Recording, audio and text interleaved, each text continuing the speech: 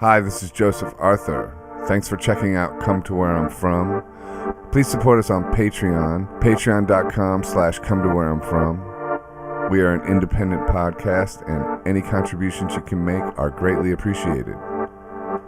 The first time, how I met Toshi was through that Joan video shoot for the classic that all of us did outside of the Flatiron building years ago. So that's where we met. Yeah, and right. With Reggie and Stephanie and Michelle. Yeah. Yeah. Okay. That was crazy. Nice to meet you again. Yeah. Yeah. Oh, wow. Yeah. And then I just remember you were crazy. Ehud was? Well, I filmed the video, and we were doing we had 20 minutes to bust it out. Yeah, and he was just like, okay, get in the line, get in the line. I forgot you did that. Me too, until I remembered. That's funny. Yeah, and then some guy started filming us filming the video, and everybody was freaking out, and you were just like, whatever. That I don't remember. You were just like, hurry up. He's quick. Yeah. No, that video is awesome too. I just saw it the other day. That was fun. Yeah. Right is it on YouTube? Yeah. How many views does it have? I don't know, lots though. Oh, it does? Yeah.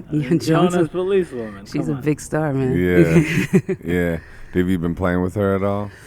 No, we do some gigs together, and then I do this festival in September, and we do a big concert at Le Poisson Rouge. And she's done it every single year. It's in its 9th year. Yeah. Yeah, and she comes and blasts it every year. So that's cool. What's the festival called? Word Rock Sword, a festival exploration of women's lives. It's 8 days. Word Rock Sword. A festival exploration of women's lives. Where'd you get that title, Word Rock Sword? It just seemed to encompass what we're gonna do, but also there's all these sister this and women that names, and I wanted to more address kind of the spirit and the action. So it felt like an activated phrase. Now we just say Word Rock Sword. Word Rock Sword. It reminds me of this game. Yeah, that's what people do. They go Word Rock Sword. Oh, okay. Yes. It's really, that's cool. Word Rock Sword. Yeah. Huh. Is it rock as in stone, or rock as in rock and roll? Rock is whatever it evokes in the whatever people. You want it to be. Yeah, totally. Yeah. Yeah. So you're adapting something for a musical right now, huh? We've adapted. You already did that? Yeah, we already did. We did Octavia Butler's has 2 books. She has a lot of books, but we worked with her books, Parable of the Sower and Parable of the Talents. Parable of the Sower, sower of seeds. Exactly. And Parable of the what? Talents. Talents. Yeah. What are those about? They're about what's happening to us right now.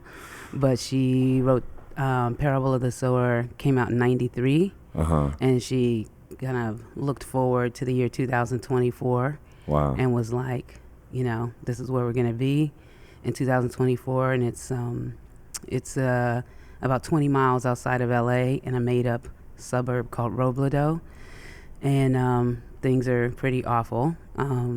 If we continue doing what we're doing, we'll be there pretty soon. Right. Water scarcity, environmental crises, government homelessness is crazy in LA. Homelessness, refugees. Yeah. Government, return to slavery, return to indentured servitude, lack of social services, education, you name it, it's going on. Right.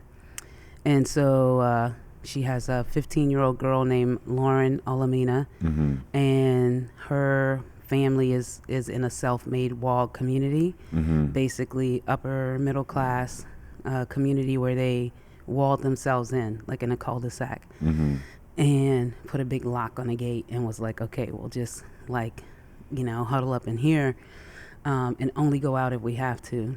And doing that, she was like, this isn't sustainable. And her father's a Baptist preacher, and she was like, I don't, his God is not mine. And she created her own belief system called Earthseed. And Earthseed believes that God is change. and that change is the only lasting truth. And then she builds a community, and you got to go read the book, but it's amazing. That is amazing. Yeah, it's How does it end up? I'm not going to tell you how it ends up. Spoiler alert. No, I just spoiler want to alert. know how this is going to end up. Well, she's been pretty accurate. So the whole way that Is it optimistic?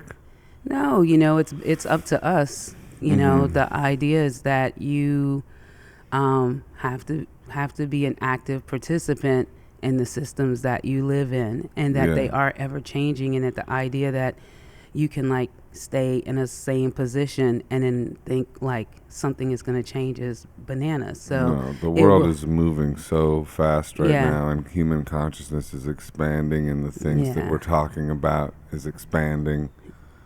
Yeah. Yeah. So it's that you're trying to have a sameness is not going to work. So as you say, as things are changing all the time, you are to shape the change that you want to see. You have to activate inside of it, and that's difficult for a lot of humans. So Yeah. Well, it's scary. It's scary, difficult, necessary, and that you see these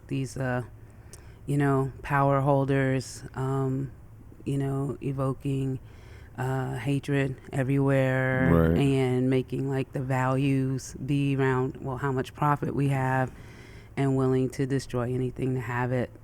It's really up to the masses of awesome people on the planet to really participate in, I think, divesting from some of the systems that we have that are harming us.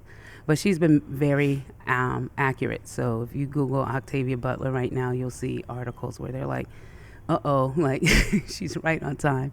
Right. She had a president in her books that says, "Make America Great Again." For real? Yeah. That's crazy. Yeah, no, she's on it. She is on it. So she's kind of like Nostradamus sort of vibes. She thinks prediction is easy, and she doesn't think it's like that big a deal. She thinks if you're honest and you look at where you are and you think about the steps forward, you can say what's going to happen next. Yeah, that's interesting. Yeah. Well, she sort of proved it, I guess. She sure did. Yeah. Yeah. Yeah, I think it's like more and more people need to go inward as well. Like there's a lot of focus on external and sort of outrage and all that kind of stuff, which I get and is important. But also I think people need to like go inward and find their own inner power to then shine their inner light deeply and then inspire others in that way as well. You know what do you think?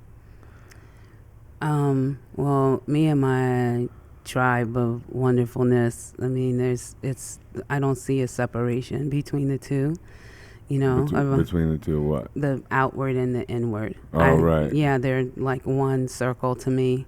Mm-hmm. And you don't think there's external distractions that keep people from going within? There's internal distractions and external distractions that keep people from going within. You know, you have to deal with yourself. Yeah. And I think, for a lot of people, that's the hardest person to deal with. Is themselves? Yeah. And they wake up in the morning and don't like themselves, and wake up in the morning and don't like where they are. That's what I mean. Yeah. So that's about you and yourself and your inner choices that you make about your life. Yeah. I think a lot of times people use the external, though, as a way of avoiding that stuff. Yeah, I don't know. I mean, for me, it's there's one Toshi on the planet, that Toshi Reagon on the planet. This is my opportunity to live and breathe. I can't live and breathe without being an external and internal person simultaneously. Yeah. Yeah. Yeah. So how did the musical adaptation of that parable of the sower play out? Like what did you guys put it on? We debuted it in 2017. Oh, okay. We did workshops, and who came and filmed our first workshop, thank God. Otherwise, we would have no representation of it.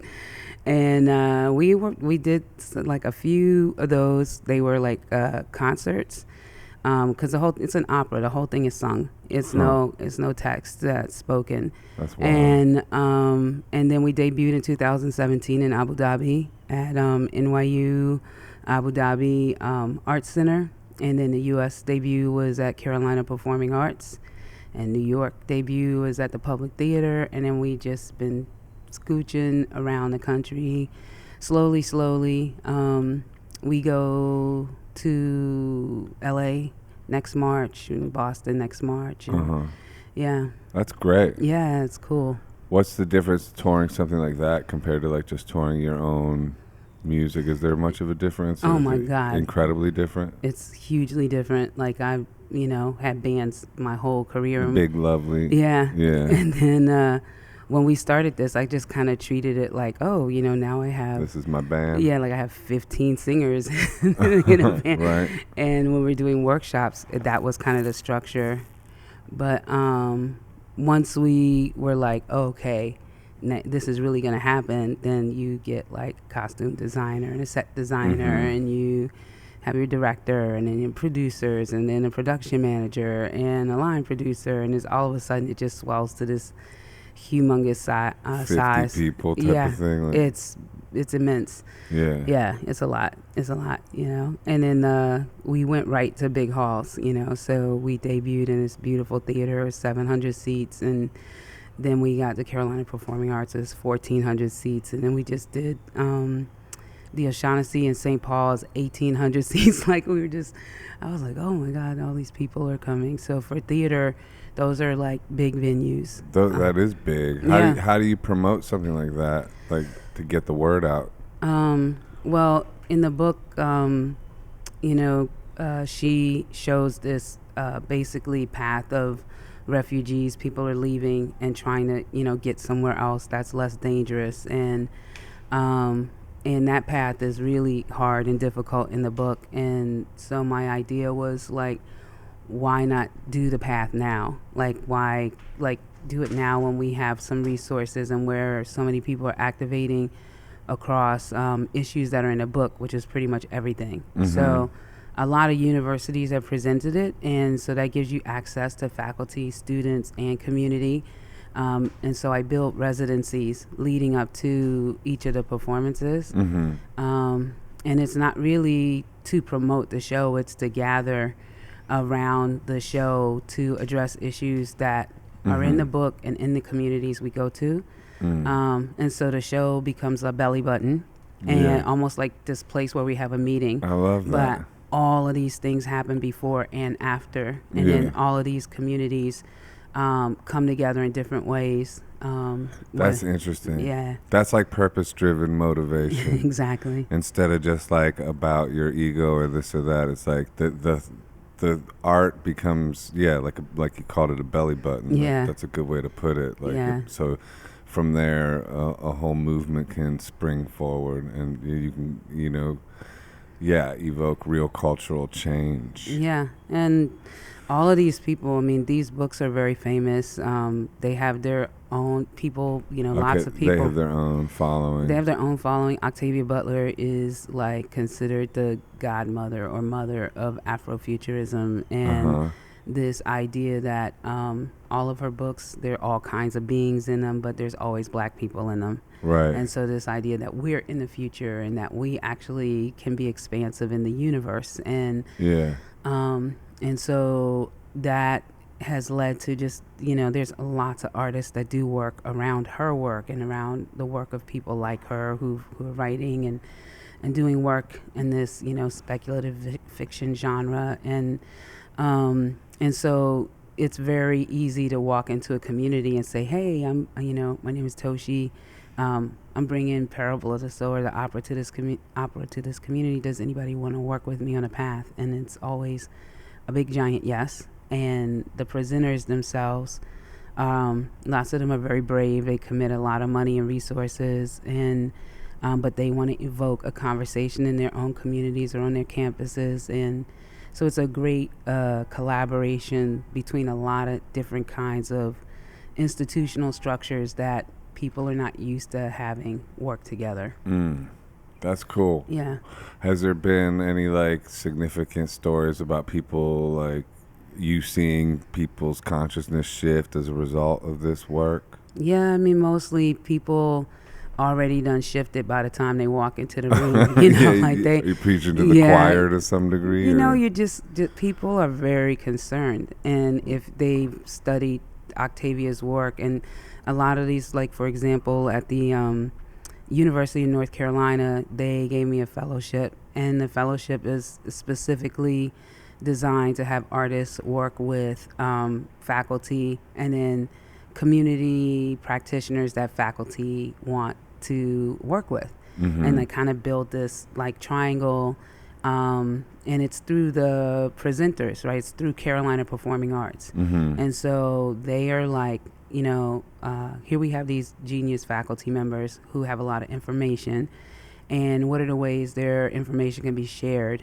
you know, and what are the ways they can be impacted by their community. So, right, that's already a kind of a woke idea. But then, like, you know, I come in and say, well, like, really, what does that look like, you know? So if you have people who are, you know, studying different things around water in that community. So now they can actually collaborate with some of the people who are activists around issues of environment. And a lot of the faculty are already in these groups. And so you just start to see all kinds of things happen. We did a lot of work around that. We did, and it's ongoing. So we did like a gigantic city read of the book from one of the groups, Spirit House, that uses books to help teach their community to create a harm-free zone, and to teach their community that they can solve their own problems. That, you know, the first call when there's a problem doesn't need to go to be the police, which is dangerous for their community. So they're like, but we're going to read together, you know. And so one of their books was Parable of the Sower, and then we supported that, and a faculty member on campus brought us all together. So it's just that kind of work. And then it just gets expansive. And by the end of the year, I just had a beautiful circle of practitioners, faculty, students, and we recreated the first half of the opera, but instead of actors, and we used them. Wow. And then they each spoke from their genius, and then we sang kind of. Spoke from their genius. What do you mean? Just their expertise. Yeah, what they knew. Yeah. But they're all different, you know? Right. So it was amazing. What do you mean? Like they didn't recite the lines, or no? They spoke. They adapted the vibe of the story, but within their own. They basically fields of expertise. Exactly. Okay. Yeah. So it was. That's really like kind of It's hard to get your head around. Yeah. You know. Yeah, and then it was it was free, and then all of these people came, and it was beautiful. So. And then I had. So you're bringing community together. Yeah. To elicit change and awareness. Exactly.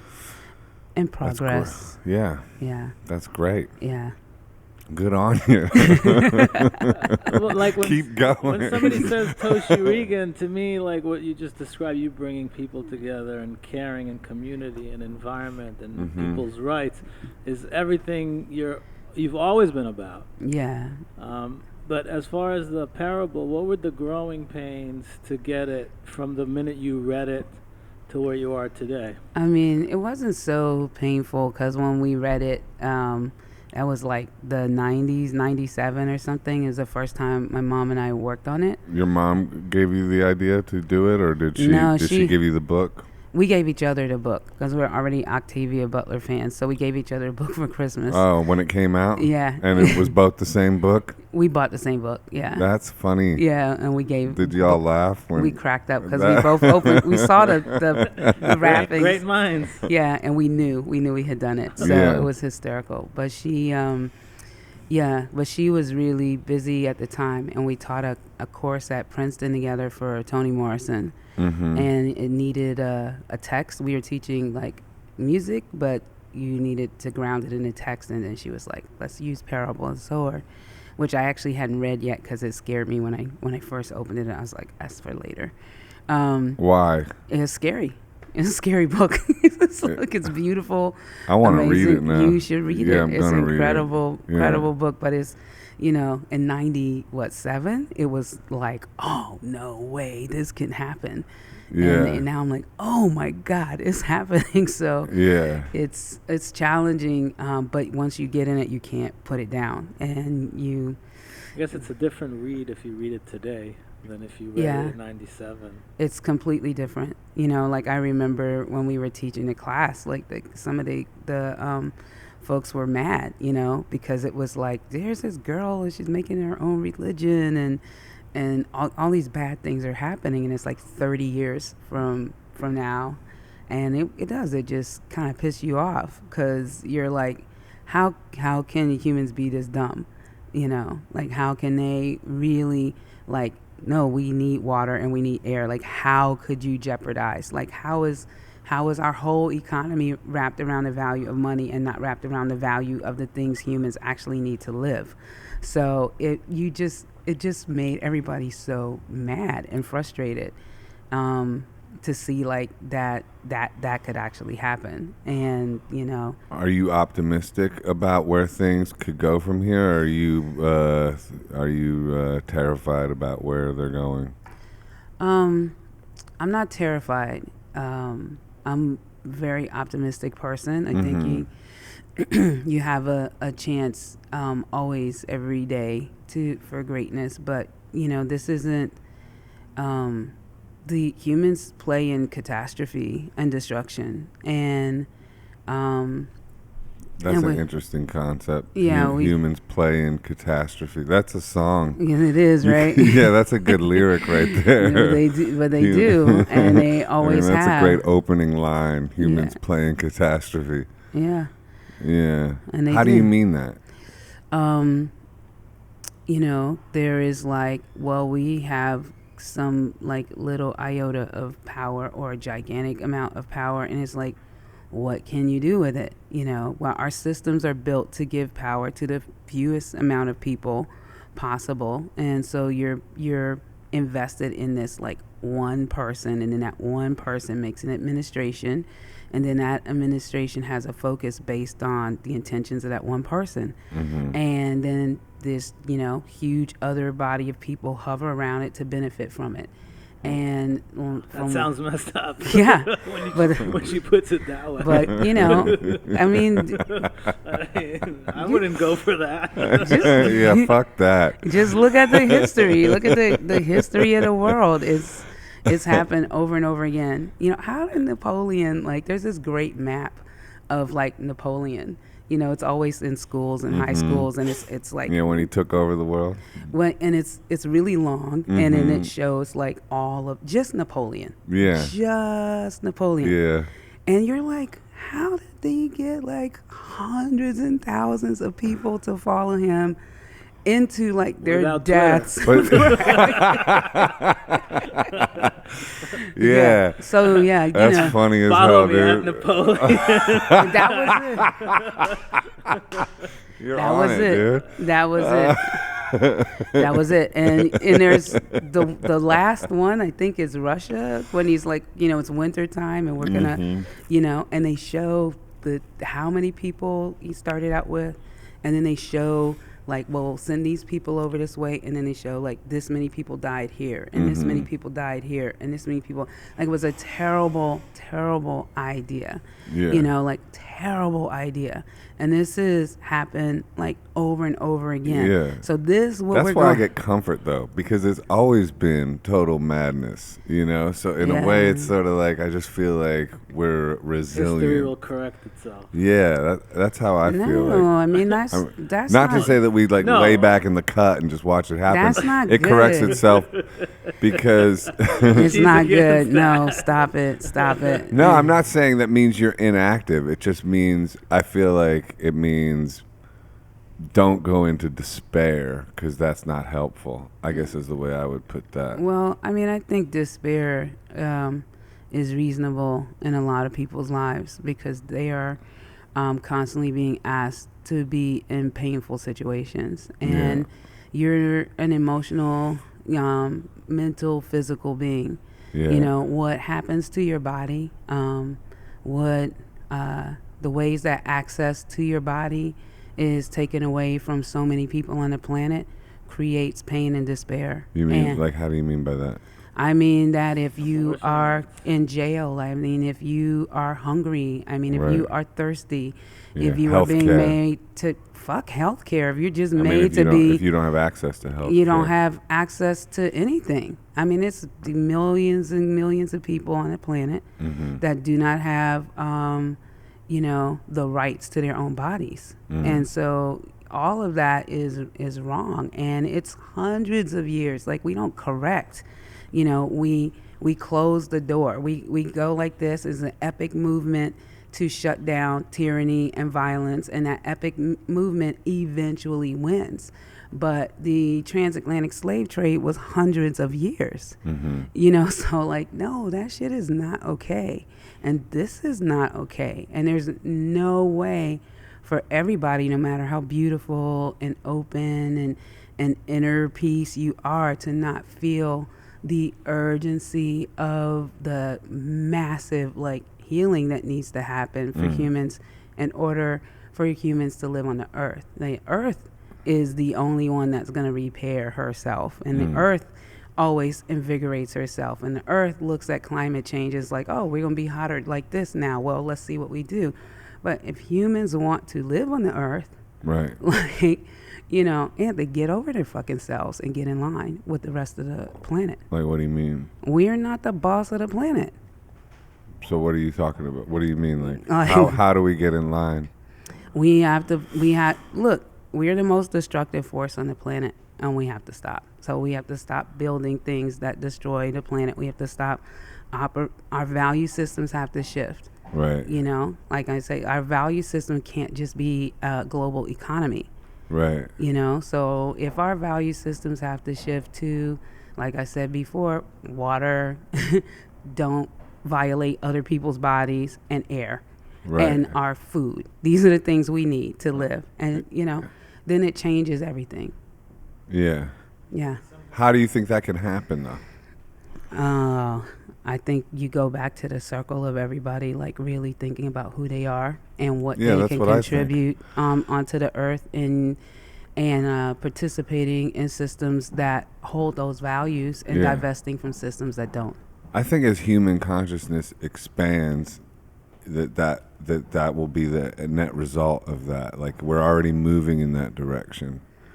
I mean, I know it's slow going, and there's a lot of also people moving. There's also dark forces moving in the opposite direction of that. So it's not it's not black or white, but it's, I feel like, I don't know. I just feel like, like the religion that the character in the parable of the sower created, God is change. I like that. I think that there's something to that as well. Like, that we are undergoing a massive shift in consciousness right now.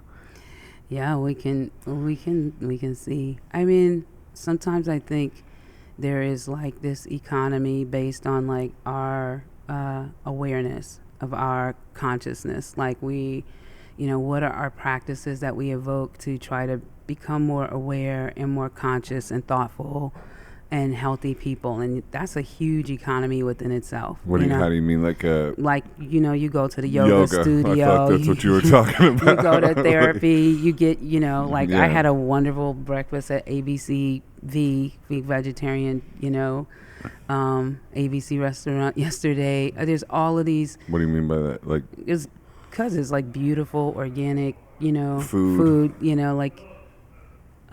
There's all of these. You want to pause for a second? No. Okay. There's all of these practices, but I think those are very privileged.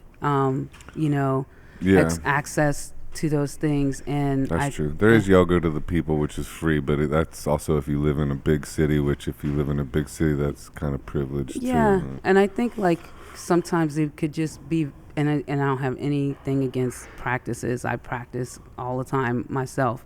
But what I'm really, really trying to get to is that it's simple. Like if you wake up in the morning and there's no water in your house, right? And then you have to negotiate with an entity to try to get water in your house, and they say no.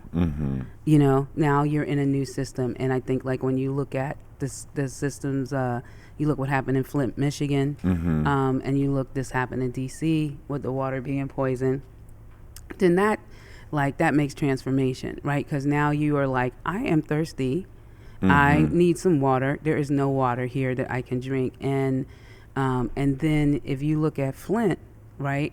Flint is like the government is responsible, right? They actually intentionally poison the water. So it's been 5 years. Like you can't really to get people be held responsibility, and then to just get the water right is still an issue. And so I think that's, like your consciousness can be evoked and widened right there. Because why would you let systemic issues in government stop you as an individual, as a person who can say, yes, we are going to fix this problem from doing it? Like, what is the block? What is the problem? So now millions and millions and millions and millions of dollars have been spent, and these people still don't have no water, the way they should. So that's more what I'm saying. Like, it's simple. As soon as you have to do without, as soon as you can't have what you want, that is the place where you change. Yeah, and it shouldn't come to that, right? It shouldn't come to like I have to personally be in distress to understand and create an empathetic, point in myself towards being helpful and towards doing everything I can. And I think that is the step. Like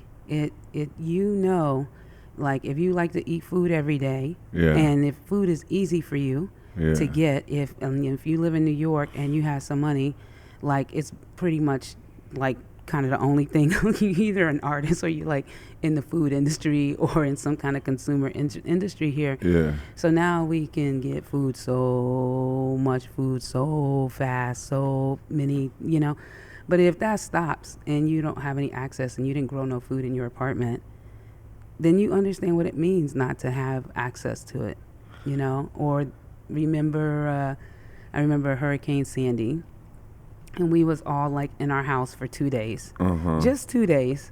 Like, I lived on Van Brunt then. Yeah.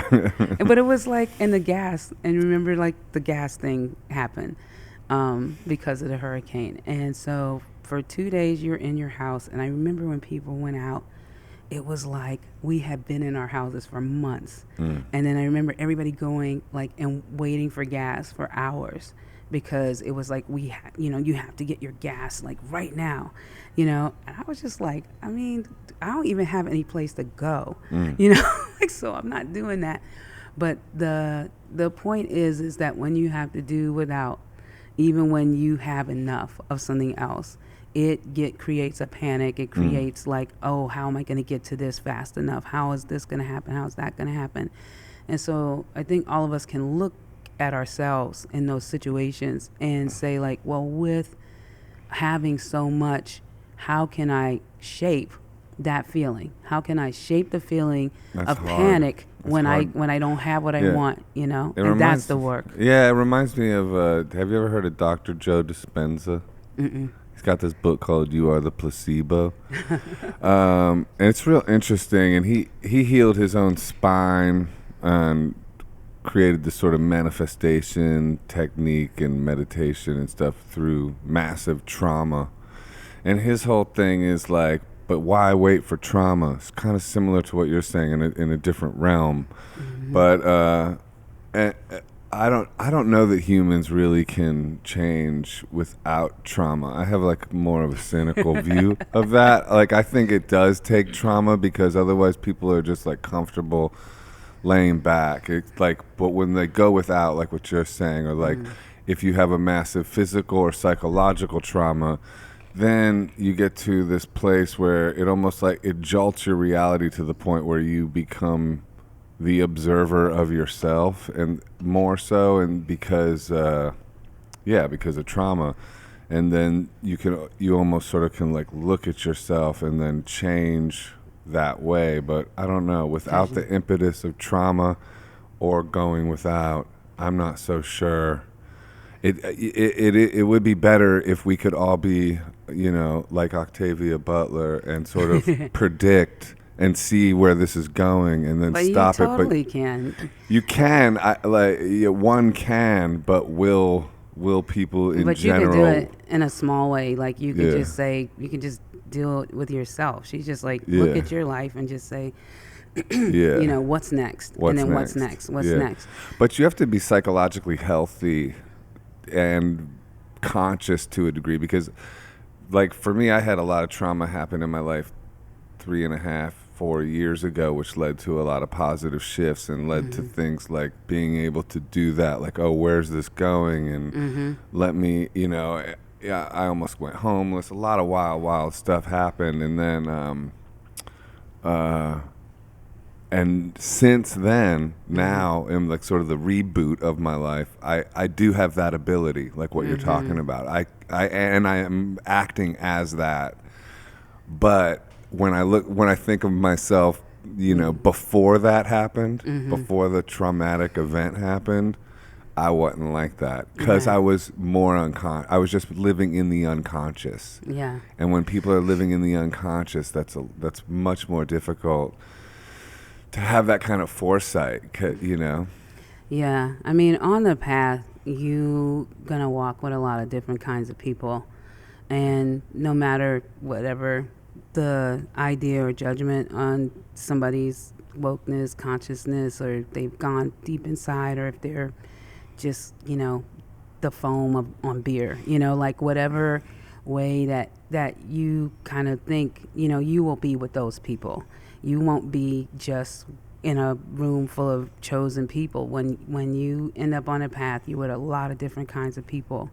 And so the negotiation around moving forward is super, super complex. I always end up in places, and sometimes I just, like, I'm in a store and I'll just stand in the middle of the store and I'll go, this is my tribe. Like, if something happened, this is who I'd be with, and these are the people I would work with.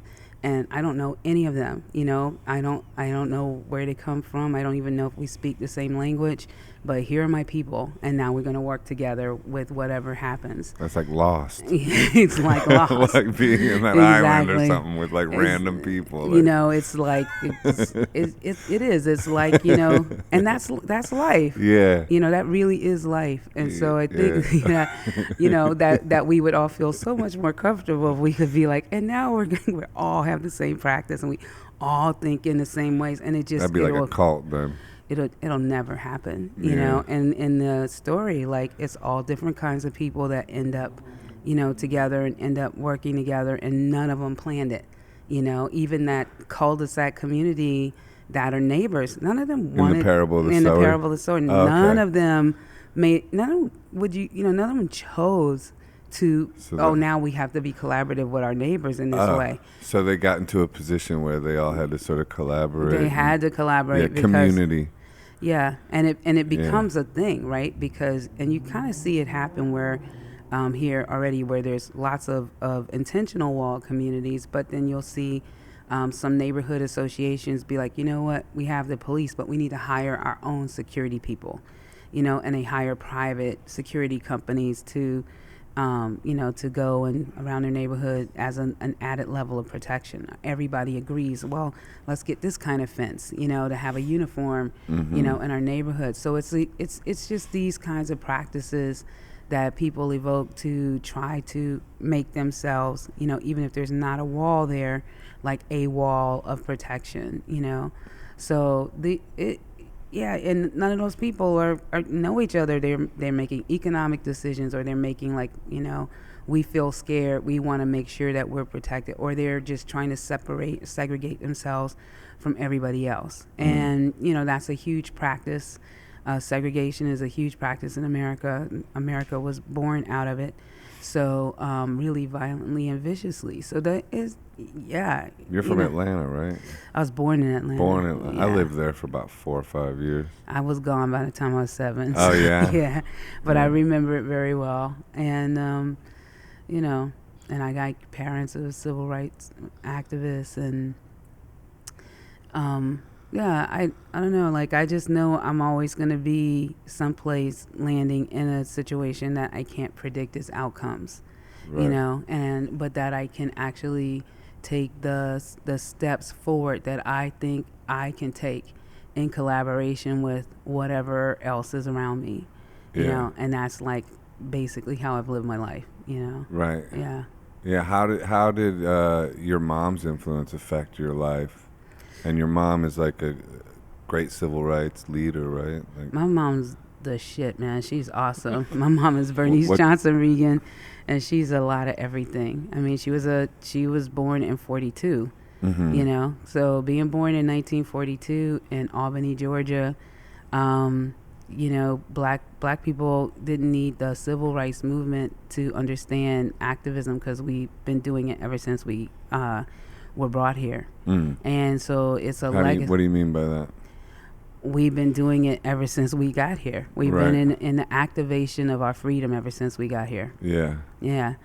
And so we were brought here by force, and we were brought here by kidnapping, and we were brought here by violence and violation, to work for free, to build this country, and to be enslaved and people and violated for hundreds of years. But it's been in a very, very, very strong force against that.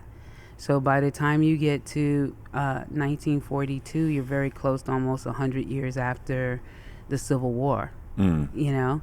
And there's a major shift in the politics of the country. There's a major shift in the economy. You're almost 100 years into free black people. And you're having the country create, you know, all kinds of ways to keep us from being free, keep us from being equal. And so you get segregation and Jim Crow laws, you get massive incarceration, you get all of these systems that we even deal with today. Yeah, so, the South, I mean, is more segregated even still, dude, you know? Stop that, the South stuff. That was a countrywide initiative, and it is bad. But when I lived in Atlanta, because I came from Ohio, and I noticed a big shift from going from one place to the other in the country. Well, I noticed a big shift going to Massachusetts.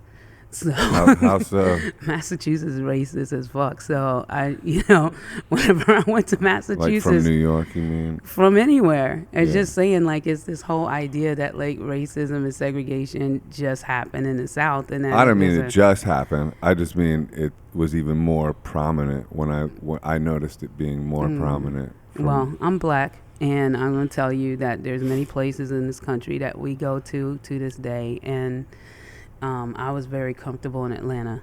Yeah, I love Atlanta. I'm not like dissing it. I'm just saying. Toshi, when you like say Massachusetts, it's like when have you taken Parable there yet, or just in your regular? We did a workshop at Arts Emerson in Boston, and Arts Emerson is really awesome theater presenters with the school there.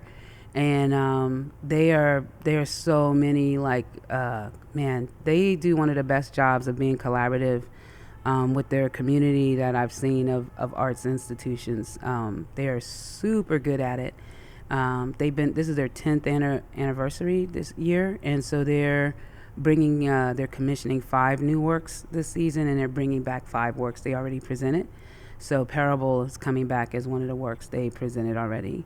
That's awesome. They have like I think three theaters, and they're all like downtown, and they all work together. So when you like do a gig and you might be in a small theater, and so just that theater has your face on it and stuff. But they put all of their shows on all of the theaters. So even the one that's like 1,200 seats will have your face on it, even though if you're in their black box theater. They just try to like make the idea of presentation be like all of this work is important. It doesn't matter how big the room is. They really have great dialogue with their community, really cultivate, so they feel they're really presenting work that people want to see, which is really awesome. They have invested a lot in Parable. They were one of the first people to get into this idea of this independently produced opera and really put a lot of energy. And they also they vibrate past themselves. So they've talked about Parable, and I've heard about their other work they're presenting. They just make sure you are really super involved, which is great. And then even when we start this journey, they called all these meetings, and all of these people came to these meetings to talk about not just presenting this work, but talk about like all the things we could do around it and continue to do after. And it was like somebody from the library, somebody from the mayor's office, young people who, basically live stream all of these events, like all of these artists, these faculty members, all these students. It was really cool. And so I'm really happy to start working with them, because it's going to be an everlasting like motion. And the same thing in LA,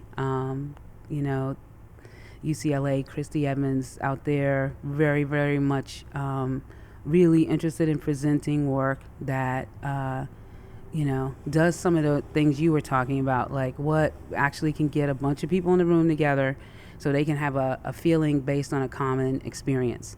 And then how do we we don't want that to stop in that room. So how do we keep a conversation going? How do we create other work or other things to support whatever comes out of viewing this work and participating in this work? So a lot of people are using the arts as the way to shift and change the institutions of governing around humans being on the earth, and so I think that's great, and that really actually makes me feel hopeful. And like how so? Because once you can bring people together, I kind of equate I equate these theaters as the mass meeting holders of the 21st century. So during the civil rights movement, mass meetings were being held in churches. People would just gather at churches, and plan their revolutions. And I'm like, this could be theaters. Theaters are usually really big buildings, well supported, with lots of room in them. And I'm like, who can be in this building? Like, what else can you do all the days of the year when this building is empty because there's not something happening? How can you hold space for your community? How can you bring people together with your access to city and government, with community, and have conversations that kind of aren't based on an election. Like, they're based on needs, and they're based on things that need to be discussed and changed or improved on. And so I'm like, why not a theater? Like, it's a great place.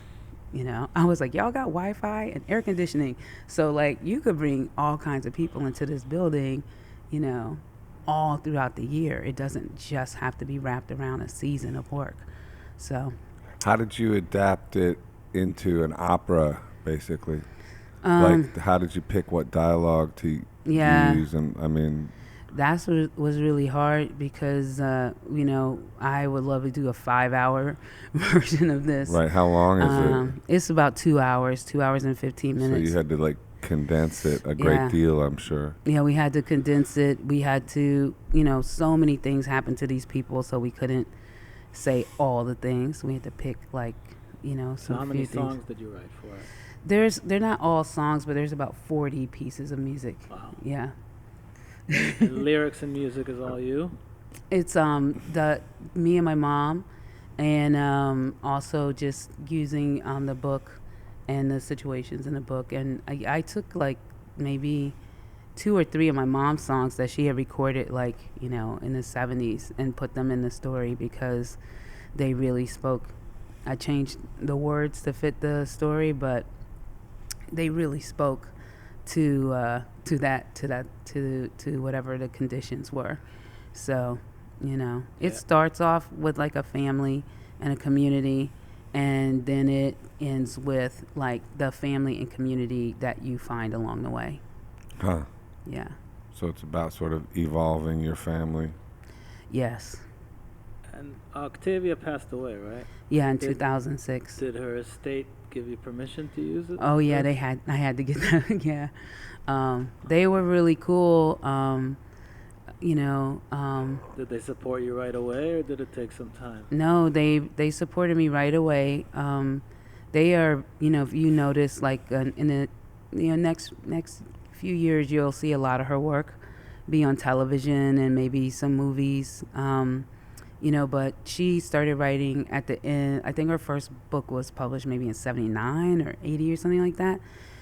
So we're the first people to take her off of the pages of her book and, put her on a stage. And no one, it's been rumors forever. Like literally we've been waiting. Like, when are we going to see like a movie of Parable or a movie of Wild Seed or, a movie of Clay's Ark or like all these great stories she's written, and it just never would happen. And all of her books have been optioned and they just return back to her. So this, I like to think that, along with a lot of other people, we help to, just be like, it's possible, like Octavia's work is so vivid and so important, and so wide. Like her universe is gigantic. Right.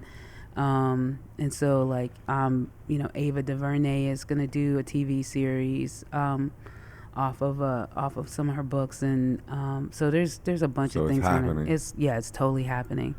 But when that happens, she'll be inside the mainstream consciousness, which is going to be really cool. I think it'll lead people to her books, which I think is really, really cool. And like we've done it in Singapore and we've done it in Holland, and again we did it in Abu Dhabi. And it's interesting to go to other countries where, like, they might not be as familiar with her work or her books haven't been translated yet, and then have these conversations, because everything in that book is happening all over the world. And so people are like, oh yeah, like over here we have a water scarcity problem, and we have the war problem, and we have the multinational corporations taking over land that was public and privatizing it, and we have people not getting paid, the wages they need, and we have a very, very, very, very conservative right-wing government that's trying to control women's bodies. Like, we have anti-LGBTQI situations happening. So all over the planet, like all of the issues are there, and so it's very easy to go and like present the work and have a conversation around it, because it's everybody's like, oh yeah, this is happening here. How'd you get into music in the first place? That my plans to be a football player didn't work out. Was it, you had a leg injury or something like that? That totally. What happened there? I just fell down on the playground and hurt my leg. And that was it. And that was it. And then I was like, I'll be a musician. I'm out. Yeah. Yeah. Yeah. I mean, I was a kid, so they were like, you're not going to be able to run again. And then it was that bad of a leg injury. It was bad. Like, what happened? I fell down playing baseball, and then it got misdiagnosed for a year. And in that like year of time that was misdiagnosed, the injury got worse. And so they were able to correct it through surgery, but I couldn't run anymore. So they said that, and my mom looked at me, and I was like, I'll be a musician. And then she was like, okay. That's cool. Yeah. What was the first instrument? I would say like guitar and drums, like mushy in there. Like every time I got a guitar, but every time she brought like an instrument for my brother, I would like learn how to play Co-opt it. Yeah, totally. So she brought him a drum set, and I had a guitar, and then I taught myself how to play the drums. And then then I had the drum set, and a guitar, and then she got him a bass, and then I taught myself how to play the bass. That was my first, the bass. Yeah. Well, piano, then the bass. Yeah. I suck at piano. She took me to get lessons, and I was just like, this isn't gonna be my instrument right here. But what were your early like favorite musicians that influenced you the most? Oh my! When I was 3, apparently I started singing like all of the Motown songs on the radio, and then when I was 4, I insisted that she buy me Jimi Hendrix records. I loved Hendrix. All of my mom and the singing she did, and then like all of this music when I was growing up, the Jackson 5 and Sly and the Family Stone, and then my mom traveled a lot, and when I was little she took me with her and my brother everywhere, so we were always at like marches and demonstrations and folk festivals, and so you got to hear music from all over the world. And what so a great way to grow up. Well, people are like, how do I get my blood? Yeah, they're like, how do I get my child interested in music? And I'm like, take them everywhere. Like go to festivals, take them with you. Yeah. Let their ears, lead them. And so like I was really lucky. My mom, pretty much let us like run free. It was a different time, and we just would hear all kinds of music. And I was like every other kid and loved radio, but I listened to like 4 or 5 different radio stations, right. I listened to like all kinds of music, and I got to see lots of like dancing from around the world. One year she curated this area called the African Diaspora at the Folklife Festival in Washington, and it was 76, big bicentennial year, so they had it was 12 weeks instead of 2. And she brought people from all over the world. It was like you saw people from Senegal and from Ghana and from Nigeria and Cape Verde and all of these different places. And then she would have like, she built like a walkway. And so you would see like women who braided hair from all across the African diaspora. And she'd have all of these cooks. And then one day they'd all make beans, like from wherever they were from. And then you could just eat, She had like the street singers from D.C. would be out on the mall, and they could do exactly like they do being street singers. So the great Flora Moulton, who died, many years ago, but who was a really famous street singer in D.C. was on the mall. What's her name? Flora Moulton. Flora Moulton? Yeah. You can hear her on YouTube. She's amazing. What kind of singing? Like gospel, like bluesy gospel. She played the harmonica, and she's a great guitarist. Beautiful singer. So yeah, she did all of that, and I was like a little kid running around, and all of a sudden it's like this whole world opens up to you.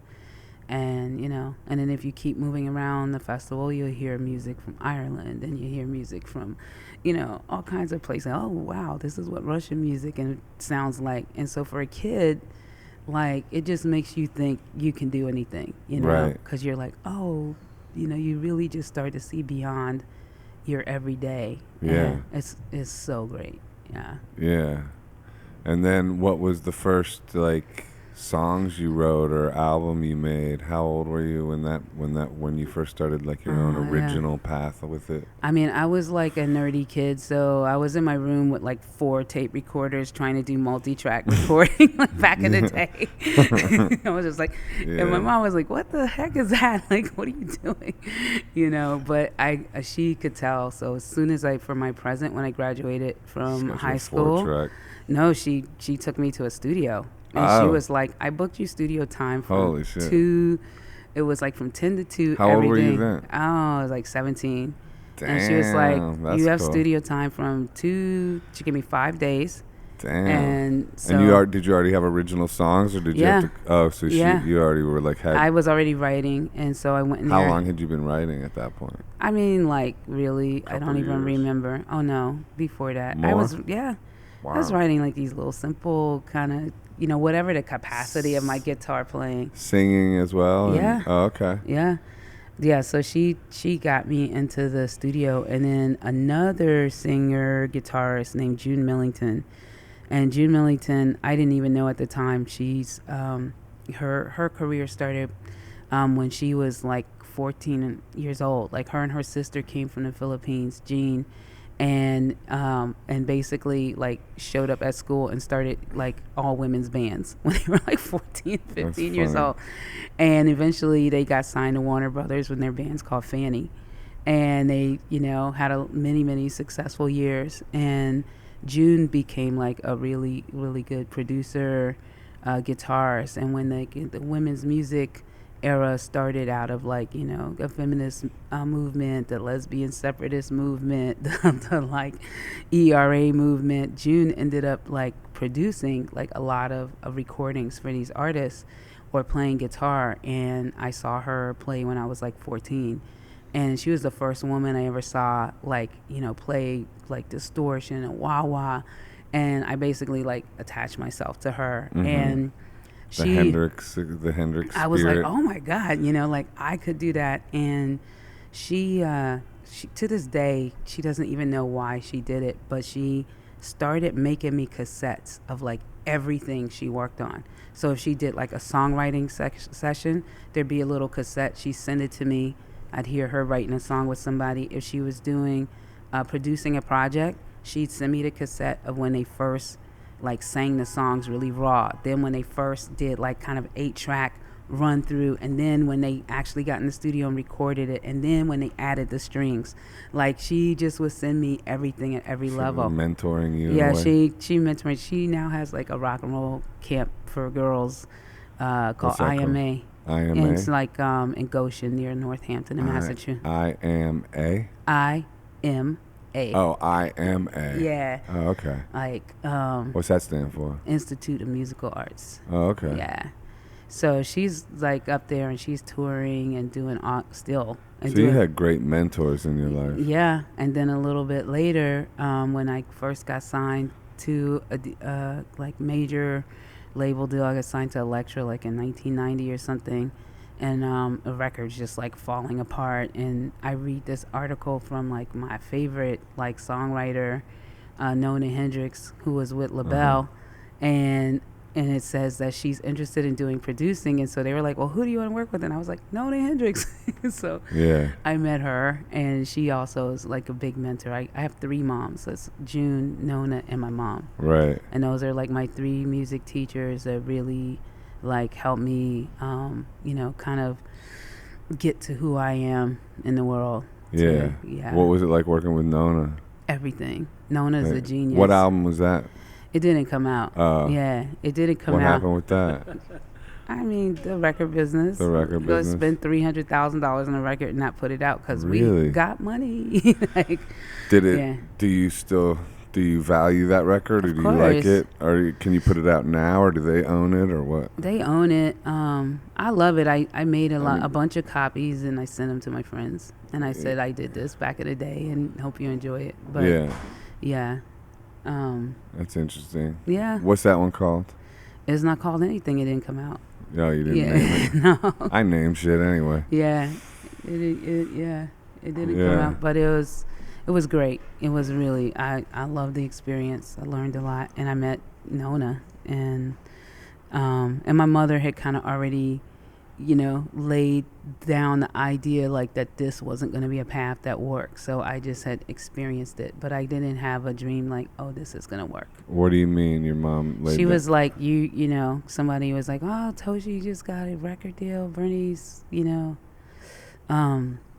did you know this was going to happen so soon? And mom's like, well, I don't know. And she said, I feel like, you know, Toshi's going to be like more on a like Bonnie Raitt track. And then everybody Bonnie Raitt track, like where it'll happen later in life. Like it'll happen later. And everybody looked at her and somebody was like, yeah, but you know, Bonnie Raitt was like in her 40s. And I was like 25 at the time. And then I knew none of this shit was going to work. I was like, and mom's like, yeah, that sounds right. And have you ever met Bonnie Raitt? Yeah.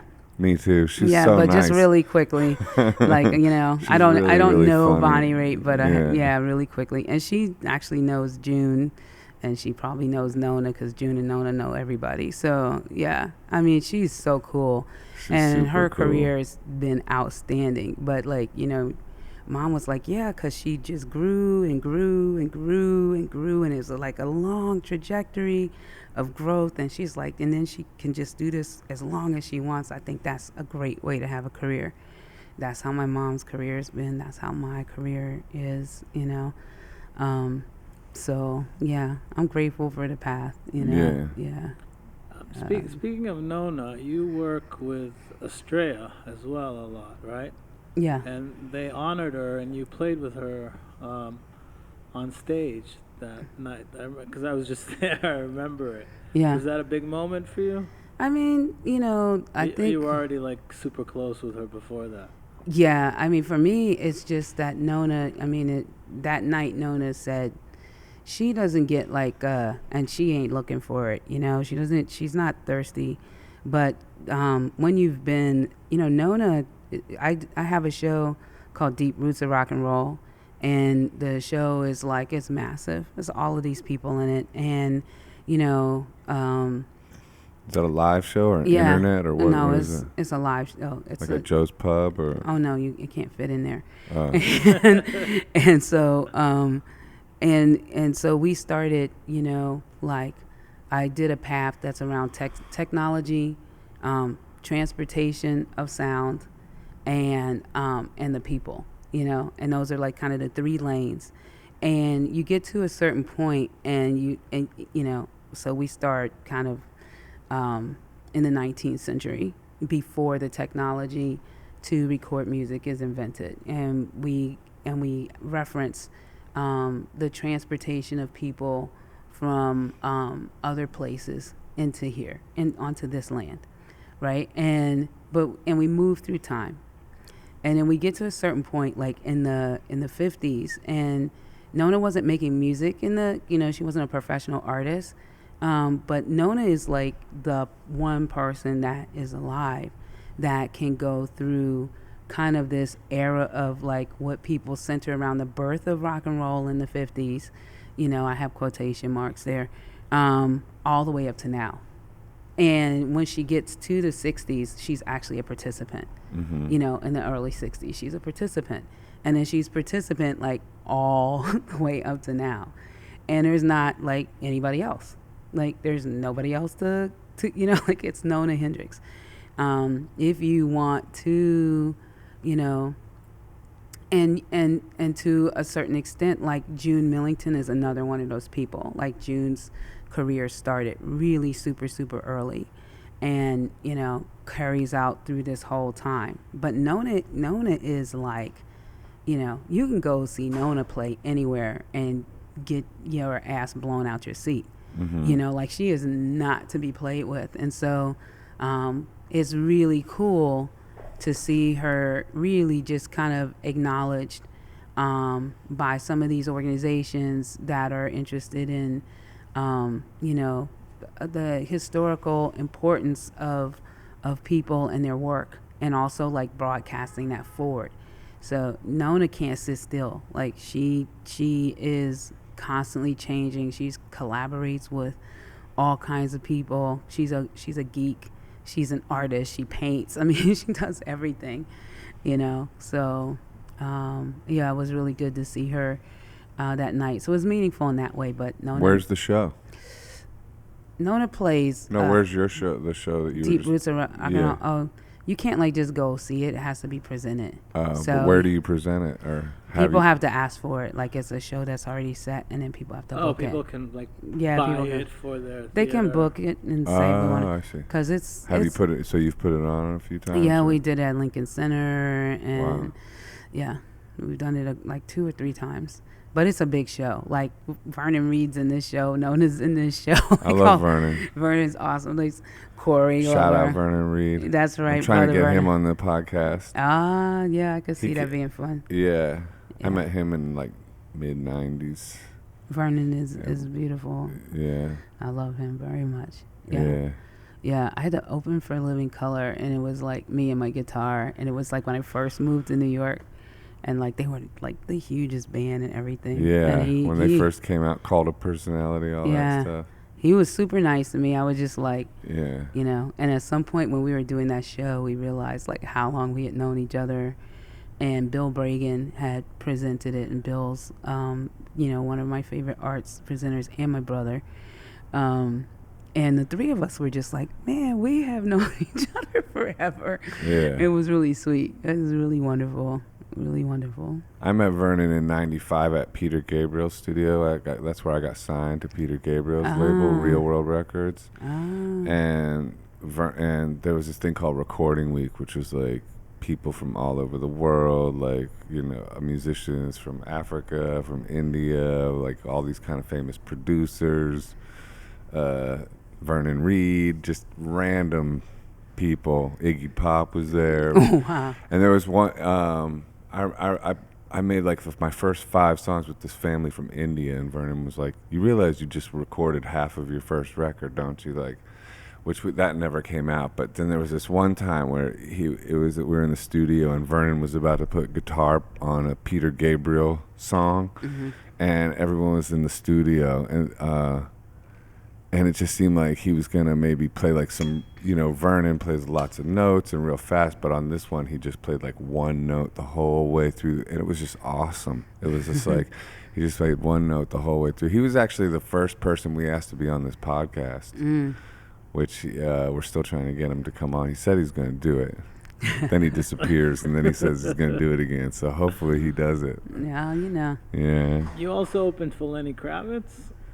Oh my God, yeah, so long ago. Happen? That was on his first album. His first, yeah. I love that album, Let Love Rule. Yeah. Was that a record label thing, or did he ask Oh, you? hell no. There is no record label that ever wanted that to happen. You know him or something personally, or? He's just really spontaneous guy, and we just like met a couple of times, and then he was like, oh, you know, you sound cool, like you should open some shows. And I was like, okay.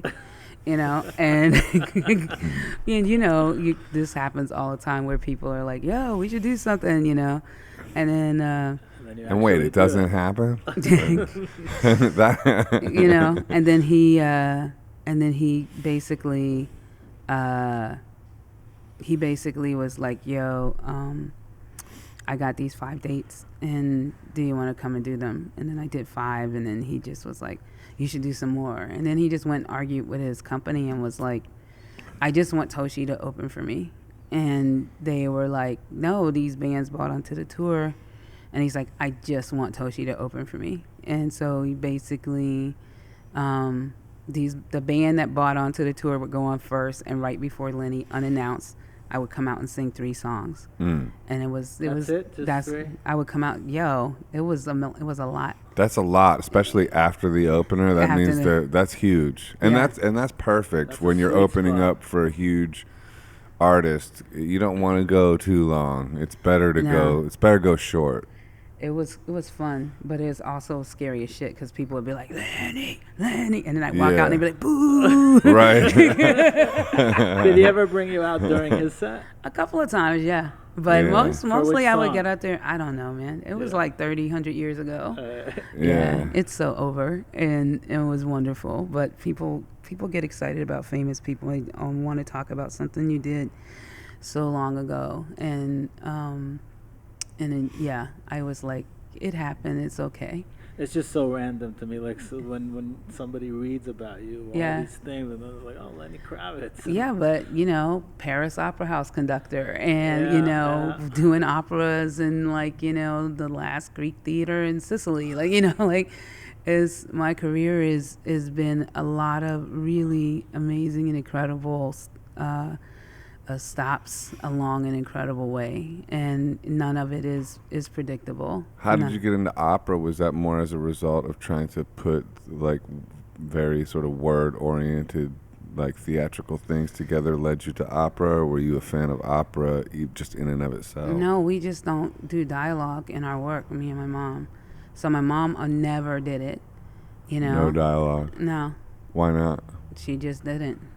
Just preferred to sing it. She didn't, you know. Like I've actually done musicals, you know, because they have songs and dialogue, you know. But my mom doesn't do that, and so if I'm doing anything with her, it's not going to have any dialogue in it. Interesting. Yeah. That's cool. Yeah. Yeah. Do you enjoy opera even if you don't understand the language, or is it? I enjoy music even if I don't understand the language. You know? But opera's kind of specific. I mean, there's all kinds of operas. They're not all in foreign languages. No, I understand. like what are you saying?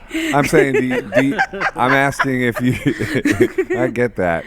No, like I'm asking if you just enjoy, opera. You mean in the classical sense? Yeah, yeah, sure. Yeah. You know, I mean, I enjoy good music.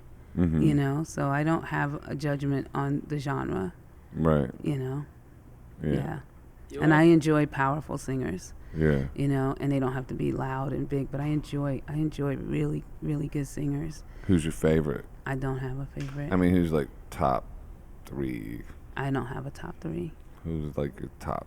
Well, no. Let's say on your when you put on these shows for your birthday at Joe's Pub every year. Yeah. And every show is different, and Yeah. you have such a big array of musicians around you, and one of the nights is all women. Yeah. And you have some really powerful yeah. singers I mean, with you there. I have like really powerful musicians. I love you know, I mean, everybody. The all women ensemble was like mind blowing. It was just like, it makes you think. Like, I know it should happen all the time, but it just makes you think. Like, I halfway through the show, I was like, wait, it's all women. It was just like, it was great. Who were those singers in that show? Well, on that particular night, I think Catherine Russell, who's a genius, and Catherine's one of those vocalists that can really sing a lot of different kinds of music. She's just really good. She like a bunch of really great and diverse jazz records out. But I met her. She was singing like a lot of rock and roll and a lot of soul, and she's a great singer. And then Josette Newsom, who is definitely, you know, she's a singer that like really pays a lot of attention. If she comes and sings for you, she'll learn everything, and a lot of times she will make secret rehearsals with the other vocalists, because if she just feels like anybody is tentative or that it's not completely tight, she'll be like, so ladies, y'all are going to meet me in a dressing room at 2 o'clock before the sound check, and we're going over all of the songs. I'll walk in and they're like having rehearsal. Carla Duran, who's a great actress and a great singer, like a great like everything. She was with us. And then Judith Castleberry, who's like my big sister. Judith had a band called Castleberry Dupre, and that was one of my first gigs like that I did as a professional musician. I was their bass player. So we've stuck together all these years. And Judith's like a big professor at Bowdoin now, so tenured. But she comes down and does the birthday concert. So, you know, and obviously Nona is great. I mean, in New York, Tamar Kali is extraordinary. Arouge Aftab is extraordinary. Bernice comes out and sings with you. Yeah, my mom comes and does a sacred music show. I obviously love her singing. You know, in the... What's the sacred music show? It's a show based in the sacred music. And now it's all my mom's songs. So we just sing like my mom's songs that she wrote or that are important to her.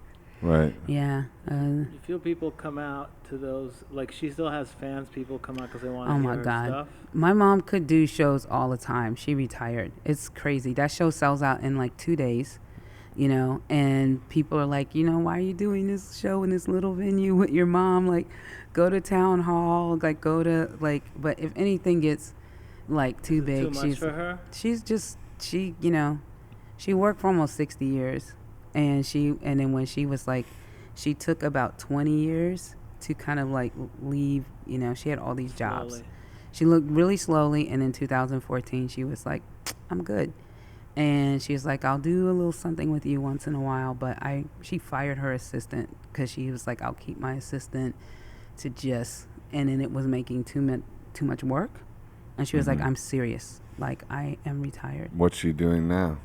Being retired and happy. Well, what does that look like? You know, it looks beautiful. So if an offer came to play the awesome. But card, I mean, like, she'd reject it? What does it look like in terms of just like, you know, like how does she spend her time? I mean, she wouldn't want me to tell you. Oh. Yeah, she doesn't know y'all. But it's beautiful and she's happy and that's all that matters. That's cool. Yeah. So what are you working on now? Well, we got to do the opera again, release some new music. Got a Pete Seeger sing-along happening on Friday. Unfortunately, this will come out in August, so it would have passed. Yeah. You have a connection with him. Yeah. What's your connection with Pete Seeger? Pete and Toshi Seeger. Toshi, I'm named after, and Toshi and Peter are my godparents. So I've been doing a sing along since they died. I skipped last year, but the public asked me if I do this thing in the street in Astor Place, and so by the time y'all are listening, we'll have already done it. It was really good. It was amazing. So it was incredible. I was there. You just do it on the street at Astor Place? Yeah, they it's so crazy. They just set up some chairs and a stage, and then they have every Friday. Really? They have like they call it Friday Night Cabaret at 6:00. Yeah. No idea. Yeah. No, it's awesome. So what'd you learn from Pete? It's really what I learned from Toshi. Toshi is amazing. Toshi is like the navigator, map maker, DIY before it was a thing. She is she really designed a lot of the vehicles that they use to do their work, especially with concern to cleaning the Hudson River, the Clearwater Folk Festival. She was the person when my parents did the Freedom Singers and they started to tour the civil rights movement across the music from the civil rights movement across the country. It was like I would get someplace and my mom would call Toshi, and Toshi would be like, okay, go to this place next. If you all can get here by this day, they'll receive you. And she kind of navigated with my mom, Freedom Singers touring around the country at that time.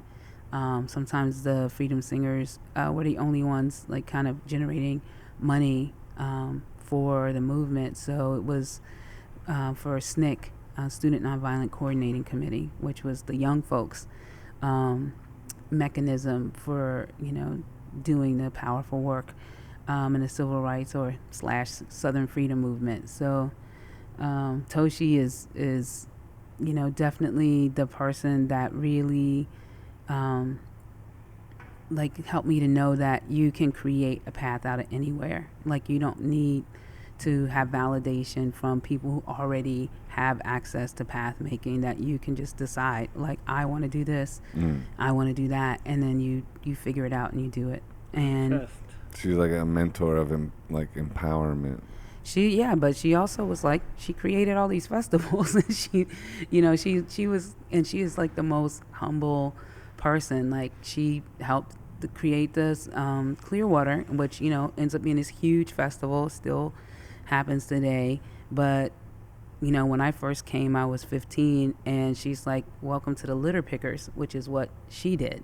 So if you saw her at that festival, she was driving around a cart. She had a litter picker T-shirt, and she was like picking up litter. Yeah.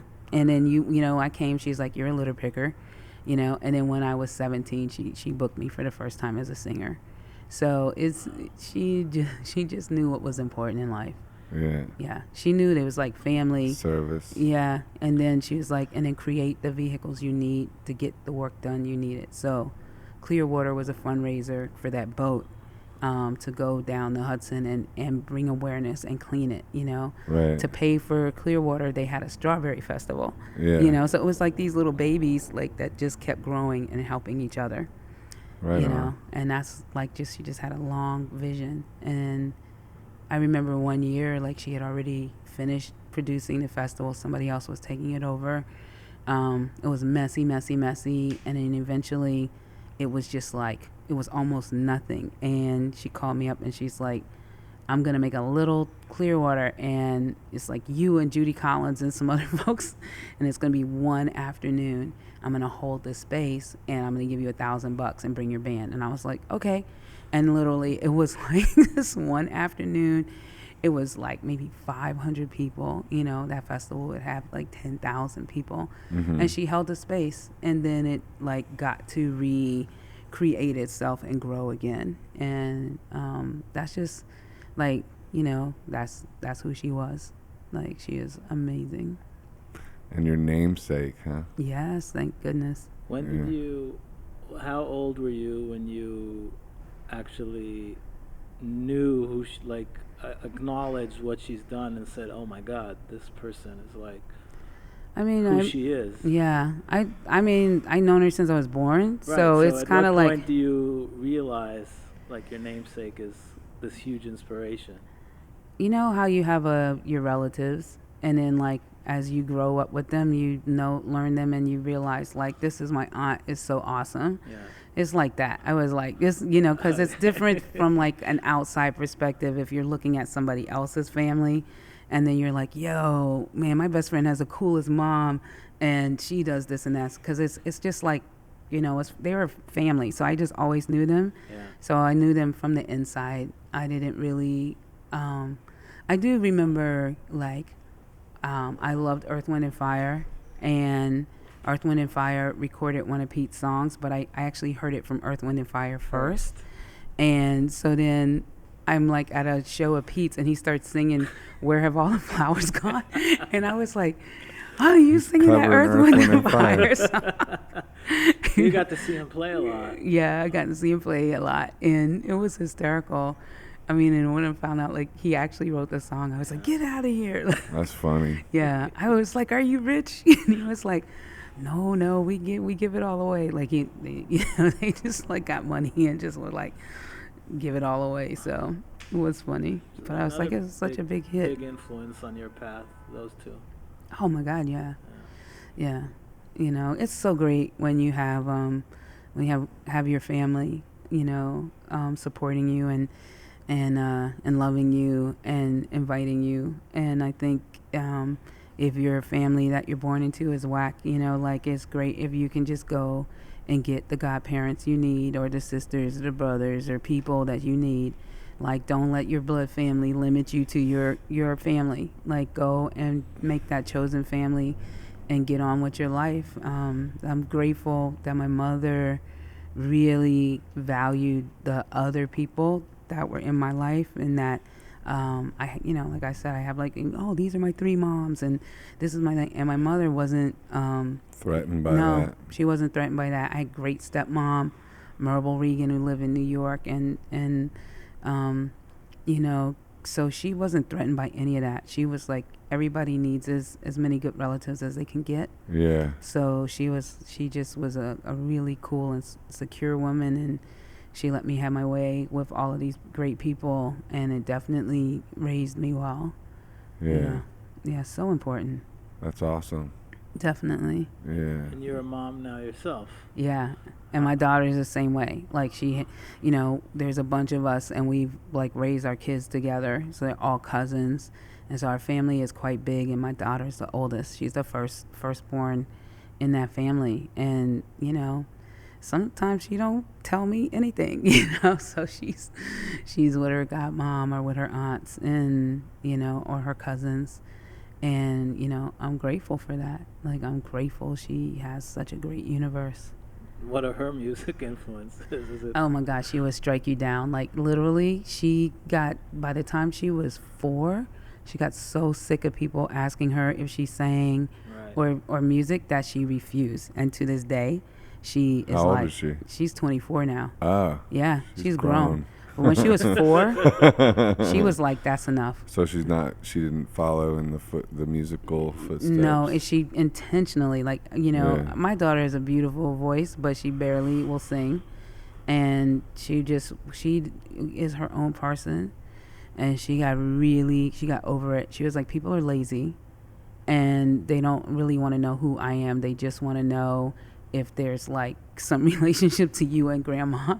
And she nipped it in the bud. So what'd she do? She's a paralegal at the Innocence Project, and then off to her post-grad work. Wow. Yeah. She's brilliant. She rebelled. She just was like, we're all on the same path. She just has a different expertise. Yeah, she's working for the Innocence Project. She rebelled but followed suit. Yeah, followed suit. That's true. She was like, I'm not interested in this. I was proud of her, but I was like, come sing with mommy. You want her to sing? No, I don't care. I want her to be happy. I want her to be exquisitely happy and well, and whatever that looks like for her is her business. That's cool. Yeah, and I'm her warrior on the back over here, and I team Tashawn. So whatever she wants, I just want her to be happy. I want her to be treated well in the world, Are you writing new songs currently, or? Always. Always?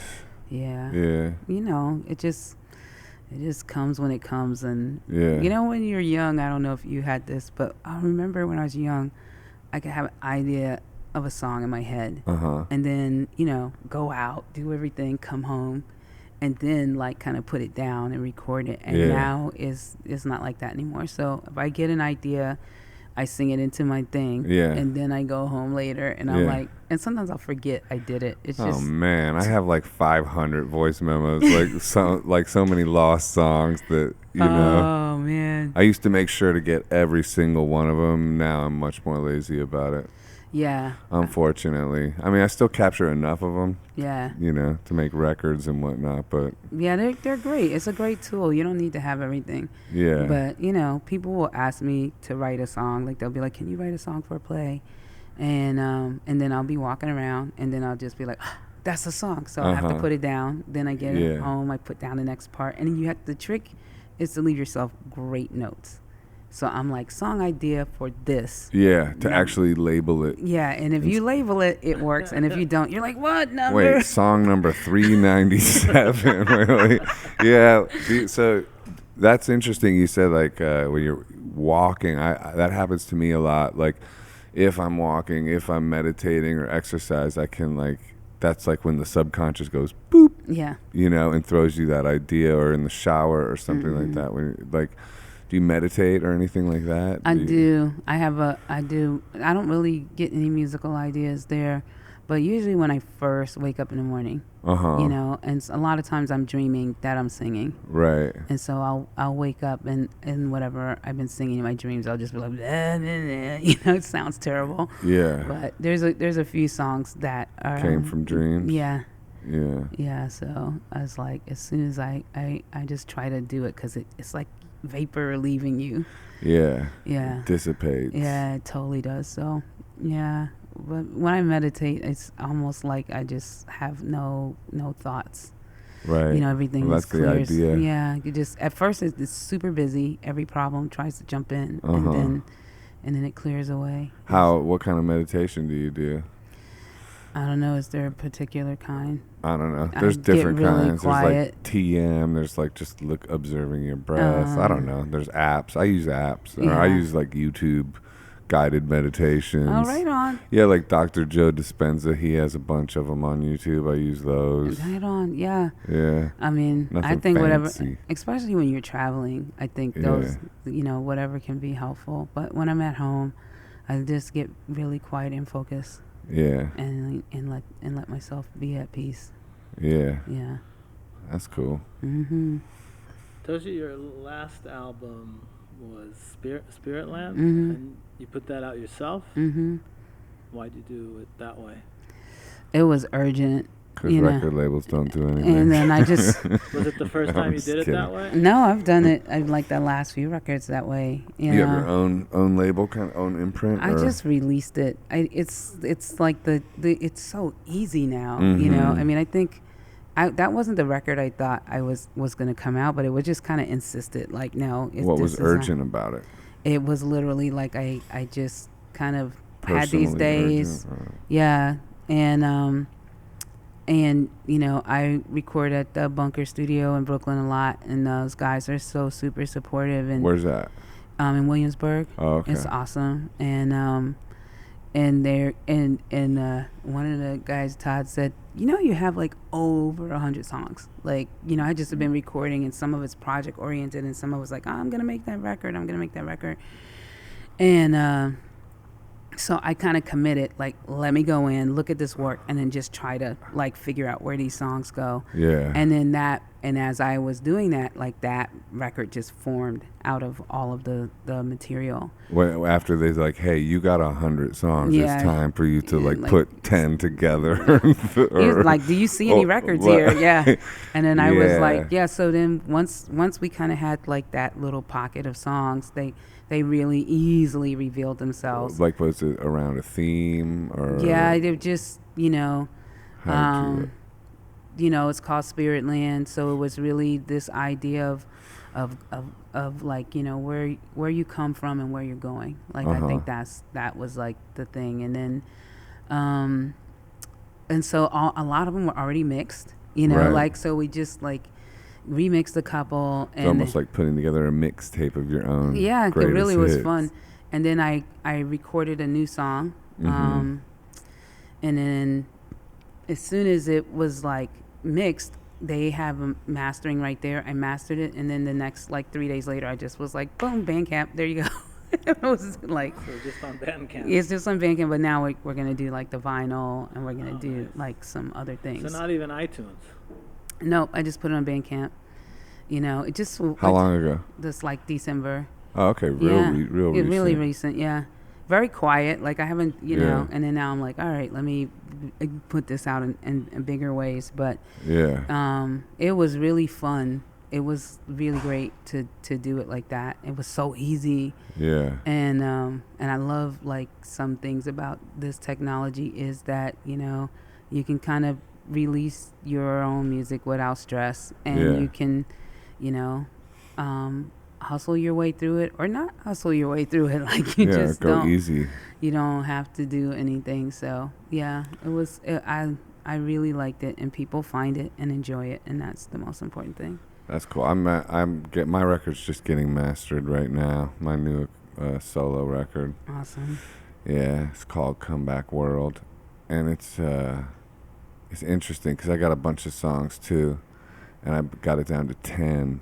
But it's that you almost have to like enforce like, okay, it's out by now, and here's a release date. Like we made a release date October 10th. Mm-hmm. So yeah, I need that pressure.